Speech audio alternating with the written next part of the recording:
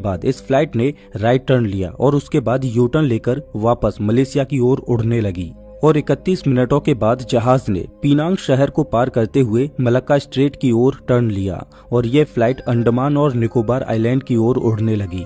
रात के 2:22 तक मिलिट्री की रडार ने इस जहाज को ट्रैक किया। उसके बाद जहाज मिलिट्री की रडार की पहुंच से भी दूर निकल गया। अभी तक जिस जगह पर प्लेन को ढूंढा जा रहा था वहां तो कोई प्लेन था ही नहीं। इस घटना ने अब एक नया मोड़ ले लिया था। आखिर ये प्लेन कहाँ गया? इस प्लेन को जाना था सीधा, लेकिन इसने यू टर्न क्यों लिया और ये इंडियन ओशियन की ओर क्यों पहुंचा और मिलिट्री रडार से गायब होने के बाद ये प्लेन किधर मुड़ा?